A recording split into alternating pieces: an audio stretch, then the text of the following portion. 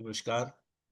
आज के इस विशेष सेशन में आपका बहुत बहुत स्वागत है। आधे घंटे के इस सेशन में निश्चय ही आप बहुत कुछ नया लेकर के जाएंगे, ये मुझे विश्वास है। तो हम शुरू करते हैं आज के सेशन को। देखिए, आज दो बहुत महत्वपूर्ण बातों पर हम बात करेंगे। बड़े महत्वपूर्ण मुद्दे हैं जिन पर हम बात करेंगे। हम सब जानते हैं कि जापान जो है वो एक द्वीप है, आइलैंड है। 14,000 द्वीपों का समूह है। बहुत बड़े द्वीप हैं। चार मुख्य द्वीप हैं और टोटल लगभग 14,000 द्वीप हैं जिनका वो समूह है।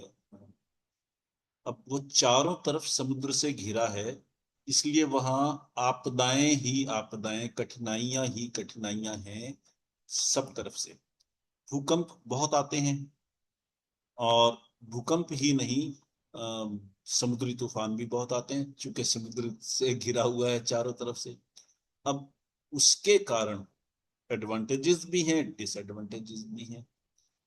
डिसएडवांटेज सबसे बड़ी ये है कि भूकंप आते हैं और बहुत गहरे और जोरदार भूकंप आते हैं, और जापान को उसके लिए स्पेशली हमेशा तैयार रहना पड़ता है, तैयारी रखनी पड़ती है।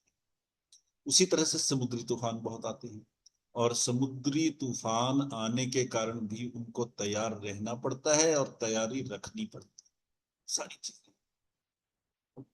चूंकि हमेशा ही जीवन संकट से घिरा है, इसलिए वो हमेशा हर तरह के संकट के लिए, आपदा के लिए, डिजास्टर के लिए तैयार है।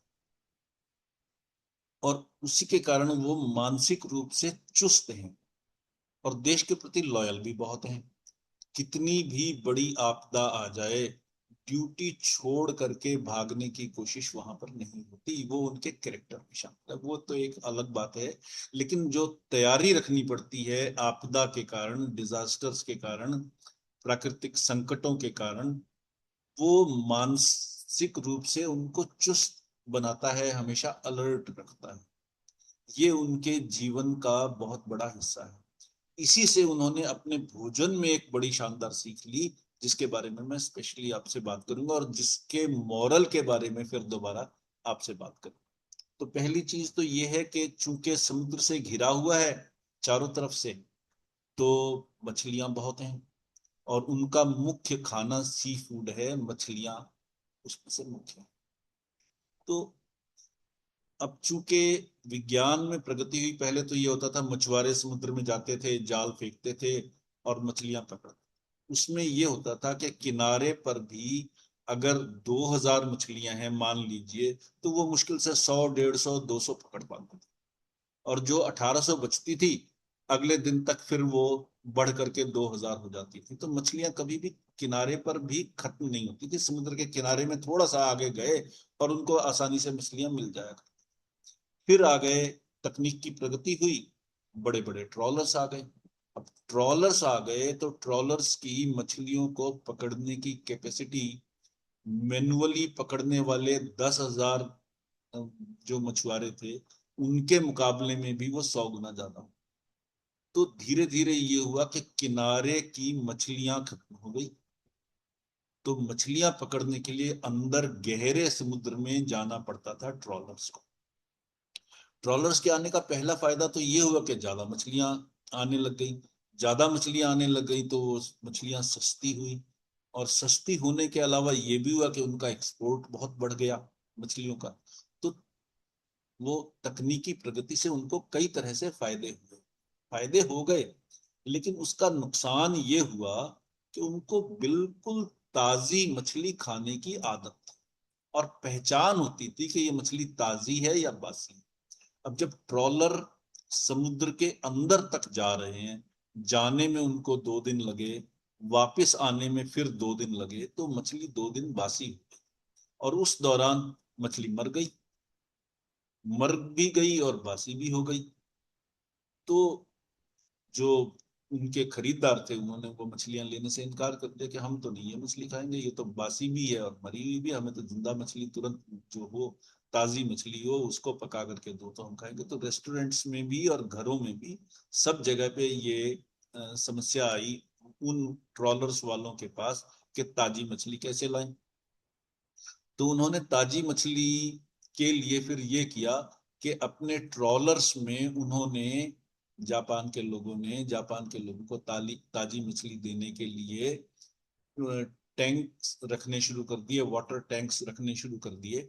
वाटर टैंक रखने का ये फायदा हुआ कि मछली उसमें जिंदा रहती थी, तैरती रहती थी, जिंदा रहती थी। अब चूंकि मछली जिंदा रहती थी, इसलिए उनको लगा कि अब मछली की सेल बढ़ेगी। कुछ समय के लिए वो सेल बढ़ी भी जापान में, लेकिन फिर उनको लगा कि ये 2 दिन बासी मछली है, इसमें वो टेस्ट नहीं आ रहा जो बिल्कुल ताजी मछली में जो किनारे से पकड़ते थे उससे जो टेस्ट आता था।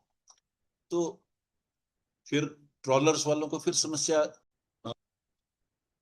माफी चाहता हूँ, लाइट चले जाने के कारण थोड़ा सा व्यवधान हुआ, पर प्लीज जुड़े रहिए और हम अपनी बात को जारी रखेंगे।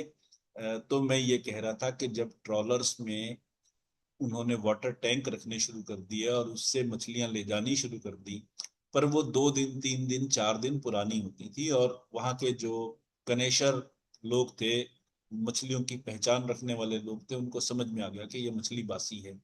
ये मछली बासी होने के कारण फिर उनको उसकी सेल फिर घटने लगी।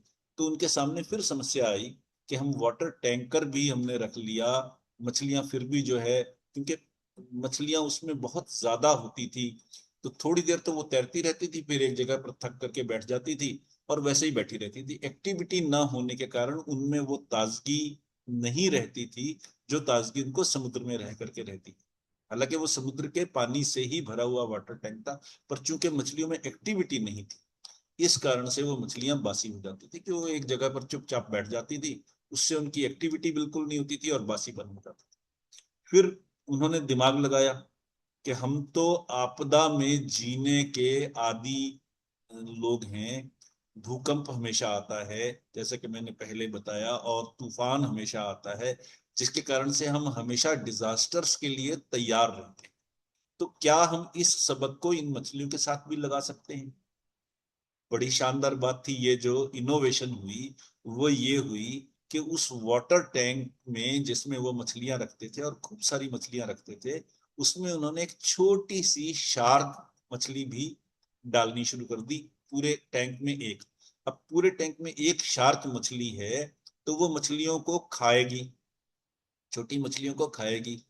तो छोटी मछलियां इसके कारण उस शार्क मछली से बचने के लिए हमेशा इधर उधर तैरती रह रही।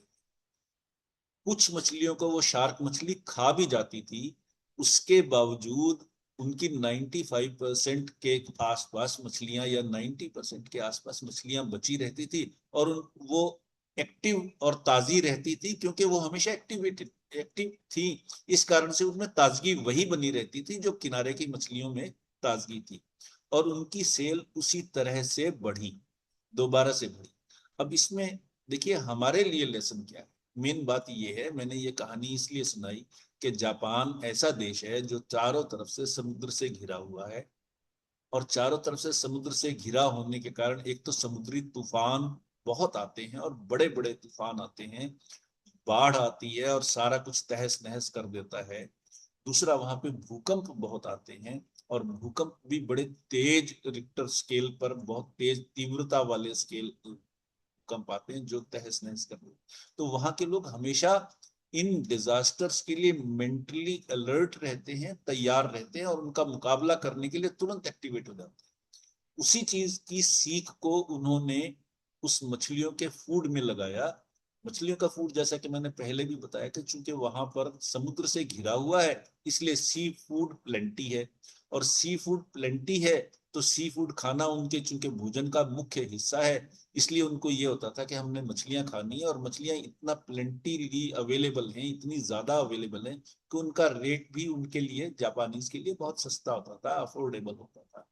अब लेकिन किनारे की मछलियां जब मछुआरे पकड़ते थे मैनुअली, तो किनारे से ही, मान लीजिए किनारे पर 2000 मछलियां हैं, तो 2000 में से 200 300 मछलियां पकड़ते थे, 1700 1600 1800 बची रहती थी, और अगले दिन तक उनकी ब्रीडिंग के कारण वो फिर 2000 होती, तो किनारे की मछलियां भी घटती नहीं थी।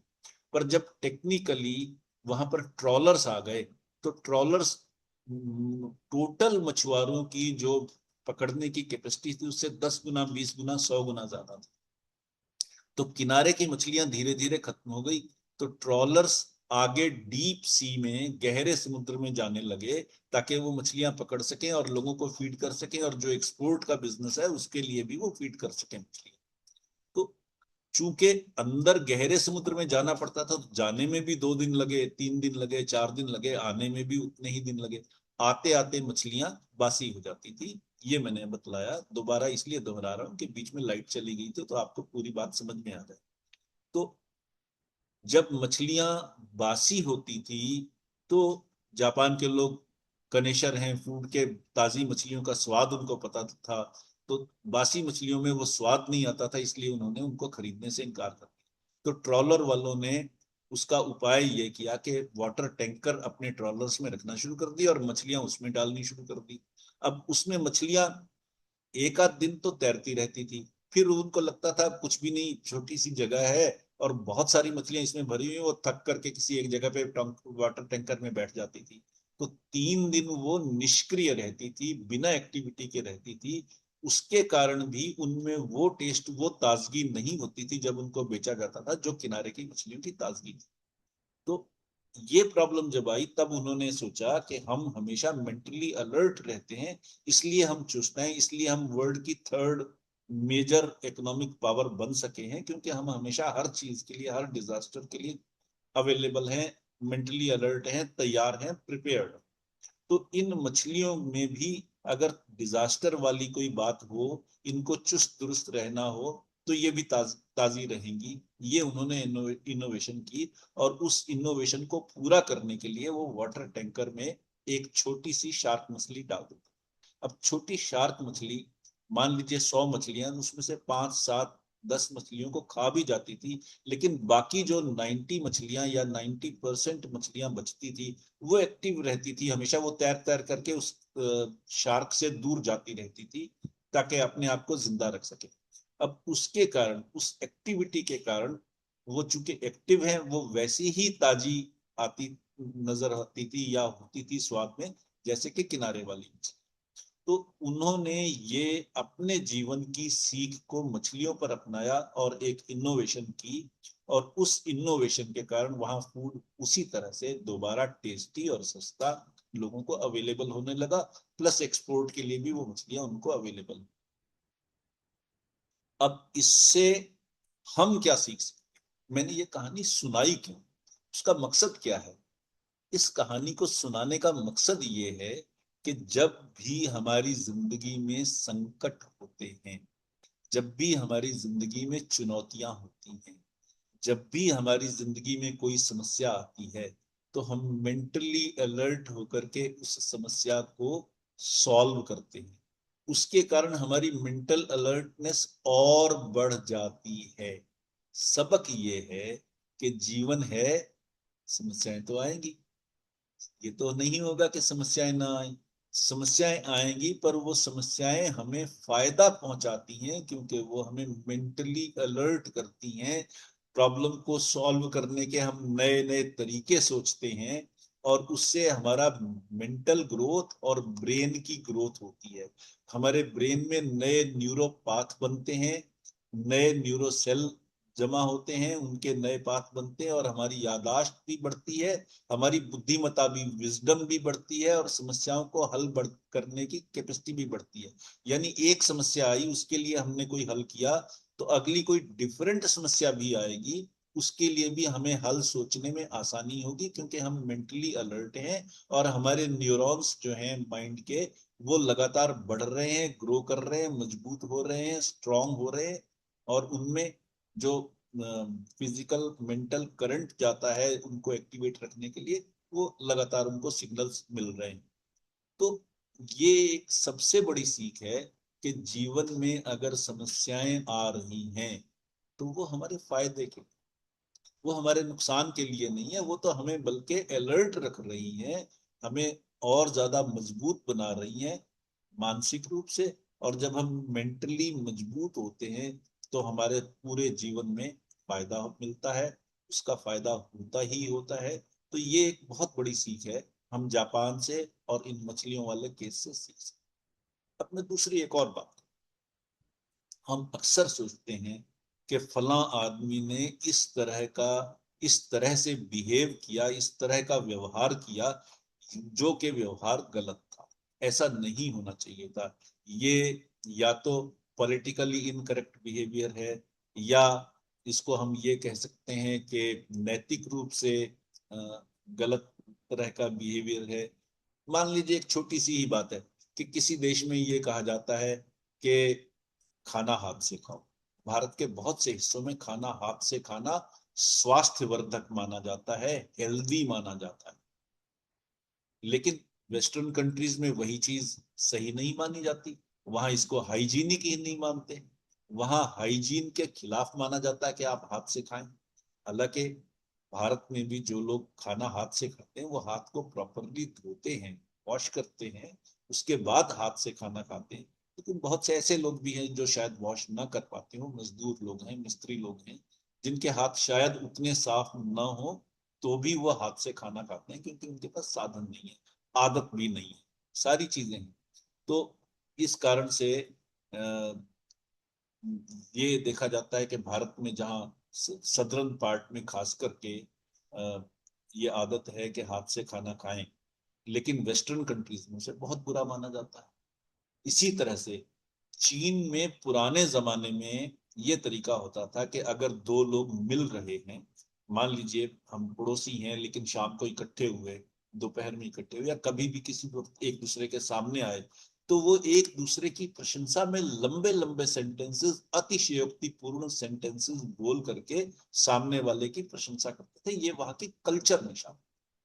कोई मान लीजिए प्रोफेसर मिला और स्टूडेंट मिला, दोनों आमने सामने हुए, तो स्टूडेंट उसको कहेगा आप तो सूरज हैं, आप तो ज्ञान के सूरज हैं, आपने हमारे जीवन को प्रकाशित कर रखा है।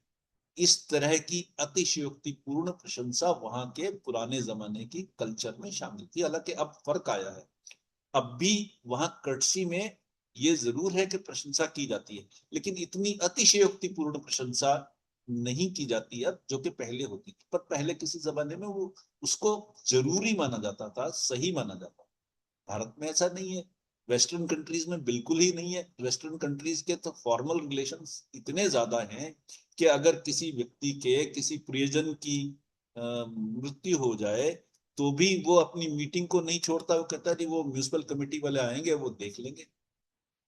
तो हर जगह की कल्चर अलग है।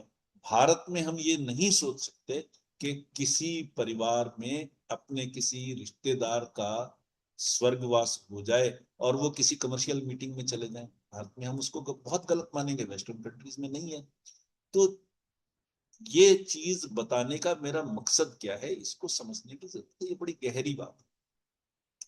बहुत से लोग, ये मुझे विचार कहाँ से आया, विचार इस तरह से आया कि अगर मान लीजिए मैंने 15 कंट्रीज विजिट किए, उन कंट्रीज की कल्चर को बारीकी से समझने की कोशिश की, वहां के लोगों की थिंकिंग को समझने की कोशिश की, वहां के लाइफस्टाइल को समझने की कोशिश की, वहां की जीवनचर्या को और दिनचर्या को समझने की कोशिश की, तो मुझे ये पता लगता है कि जो चीज भारत में सही मानी जाती है वो वेस्टर्न कंट्रीज में सही मानी जाती हो ये कोई जरूरी नहीं।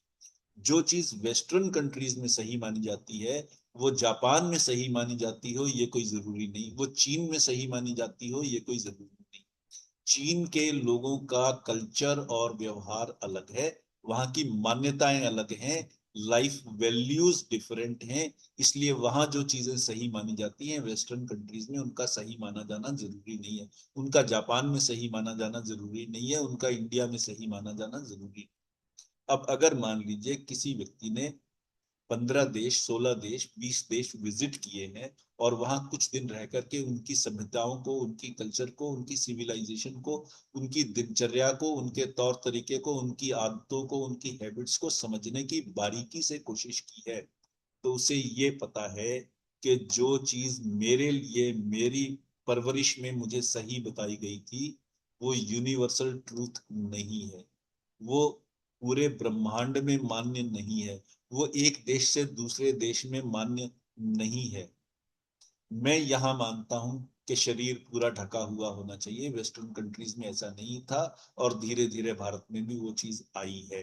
अब हम मॉडर्न लोगों की, मॉडर्न सिविलाइज्ड लोगों की ड्रेसेस को देखें और पुराने जमाने की ड्रेसेस को देखें, तो वो अंतर हमें स्पष्ट पता लगता है। आज से 20 साल पहले की औरतों की ड्रेसेस को और आज की ड्रेसेस को कंपेयर करें, आज स्कर्ट्स पहनना मैच्योर लेडीज के लिए भी आम बात है, जो कि पहले नहीं होता था। पहले सलवार और साड़ी के अलावा, या ऐसे ही किसी ड्रेस के अलावा जो कि पूरे शरीर को न ढके, गलत माना जाता था। आज वो चीज नहीं है, फर्क पड़ा है। हमारी अपनी ही सोच में अंतर आया है। और जो लोग भारत से बाहर के देशों में चले गए, वहां तो सोच में बहुत जबरदस्त अंतर आया। तो कोई भी चीज जिसे मैं सही मानता हूं, कोई जरूरी नहीं है कि वो सचमुच सही ही हो या हर जगह पर वो सही। इससे हम क्या सीख ले सकते? बहुत बड़ी बात है, बहुत गहरी बात है। इसे समझने की जरूरत है।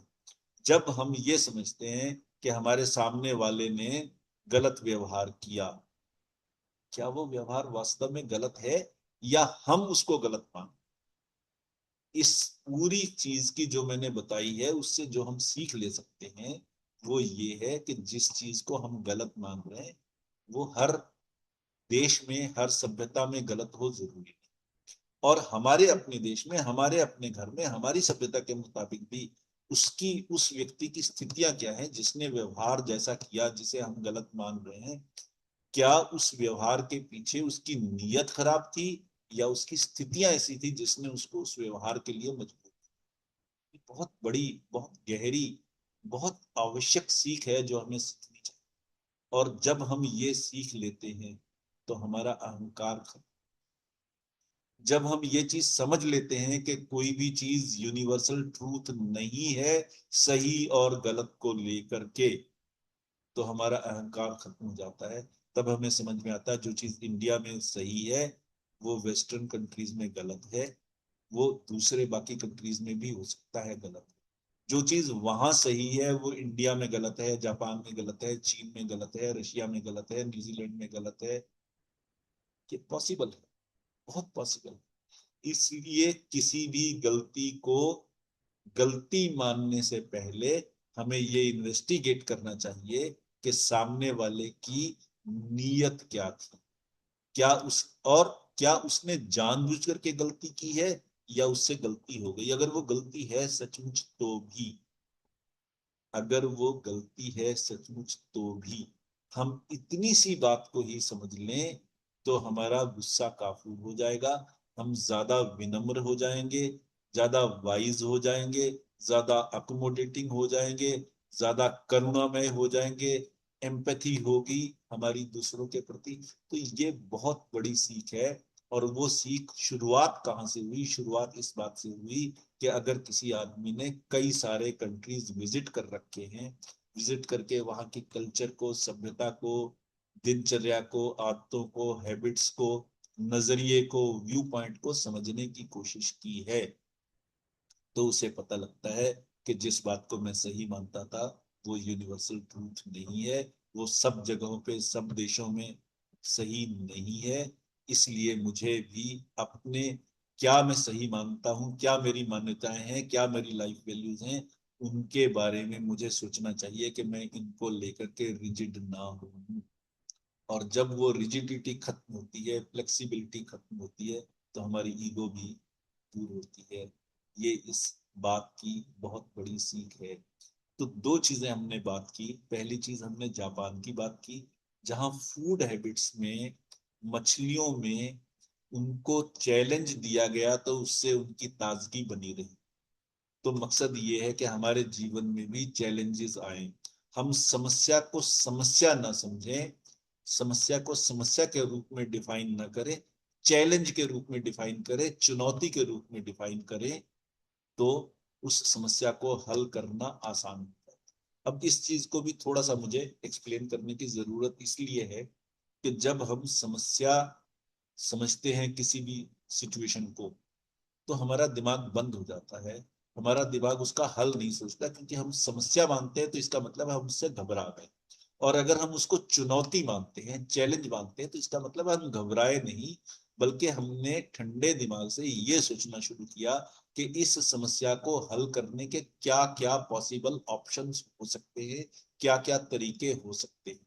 और जब हम उस पॉसिबिलिटेरियन माइंडसेट के साथ समस्या को चैलेंज मान करके हल करने की कोशिश करते हैं, तो 90% केसेस में, या मैं ये कहूंगा कि शायद 98% केसेस में समस्या का हल निकलना संभव हो जाता है। हाँ, कुछ समस्याएं ऐसी जरूर हैं ही, जिनका हल पॉसिबल ही नहीं। उनके बारे में हमें फिर परमात्मा की तरफ से ये विवेक दिया गया है कि जो समस्या हम हल कर सकते हैं, उसके लिए हमारे अंदर करेज हो कि हम उसे हल करें, उसके लिए हमारे अंदर स्किल सेट हो कि हम उसे हल करें, उसके लिए हमारे अंदर डिसिप्लिन हो कि हम उसको सेट सॉल्व करें, और उसके लिए हमारे अंदर ये एक्टिविटी, ये डिसिप्लिन, ये नजरिया, ये माइंडसेट हो, तो हम उस समस्या को हल कर सकते हैं, जल्दी हल कर सकते हैं। ये आज तक के शोध ने, आज तक के रिसर्च ने, आज तक के बहस ने, आज तक की स्थितियों ने, आज तक की हिस्ट्री ने प्रूव किया है। मैं कोई नई बात नहीं। तो समस्या को चुनौती समझेंगे तो समस्या को हल करना आसान। पहली चीज ये है। समस्या को हम वरदान माने, वो हमें मेंटली अलर्ट करती है, वाइज बनाती है, हमारे ग्रोथ के रास्ते खोलती है। और एक समस्या को हल कर लिया तो कॉन्फिडेंस भी बढ़ता है, और हमारी ग्रोथ भी होती है। और ग्रोथ होने का मतलब ये है कि हम प्रॉस्पेरिटी भी ज्यादा होगी, खुशहाली भी ज्यादा होगी, खुशी भी ज्यादा होगी, सारी चीजें। तीसरी जो अगली चीज हमने कही थी, वो ये थी कि जब हम कई देश विजिट करते हैं, कई सभ्यताओं को देखते हैं, तो हमें पता लगता है कि कोई भी चीज जिसे हम सही मानते थे वो यूनिवर्सल ट्रूथ नहीं है। वो बाकी देशों में गलत नहीं मानी जा सकती है। चाहे वो कल्चर की बातें हो, चाहे वो पहनावे की बातें हो, चाहे वो खान पीन की बातें हो, चाहे वो व्यवहार की बातें, जो कुछ भी ऐसी चीज है जिसे हम सही मानते हैं, वो यूनिवर्सली सही हो, ये कोई जरूरी नहीं है। ये आज का दूसरा सबक है। इन दो सबक के साथ मेरा निवेदन आपके साथ ये है कि इन दो सबक को जीवन का हिस्सा बनाएं। इनको रोज रोज याद करें, इनको किसी डायरी में लिख लें, 2 बार, 3 बार, 4 बार पढ़ें, इनको दोहराएं, और देखें क्या हमने इसको जीवन में उतारा। अपने आप को ऑब्जर्व करें। जब हम अपने आप को ऑब्जर्व करते हैं और लगातार ऑब्जर्व करते हैं, तो धीरे धीरे हमारी हैबिट्स चेंज होती हैं, हमारी हैबिट्स बदलती हैं, हमारी हैबिट्स सही होती हैं। हम ज्यादा विनम्र होते हैं, ज्यादा करुणामय होते हैं, और दूसरों के साथ हमारी रिलेशनशिप भी सुधरती है। चाहे वो परिवार में हो, चाहे वो ऑफिस में हो, चाहे वो पड़ोसियों अड़ोसियों के साथ हो, चाहे वो समाज। तो रिश्ते सुधरने से खुशी आएगी, मेंटल ग्रोथ जो हमने जापान वाली बात कही उससे खुशी आएगी, प्रॉस्पेरिटी आएगी, रिलेशनशिप सुधरेंगे। तो सारी ही चीजें दोनों से फायदेमंद है। ओवरऑल होलिस्टिकली हम ग्रो करेंगे, होलिस्टिकली प्रॉस्पर होंगे, होलिस्टिकली खुश होंगे। ये सबसे बड़ी बात है। ये सिर्फ एक हिस्सा नहीं है। इस निवेदन के साथ हम आज के इस सेशन को कंक्लूड करते हैं। आपने समय दिया, इसके लिए बहुत बहुत शुक्रिया। अगले संडे को, अगले रविवार को शाम 6 बजे दोबारा आपके साथ मिलेंगे, बैठेंगे और किसी नए टॉपिक पर बात करेंगे। धन्यवाद, बहुत बहुत शुक्रिया।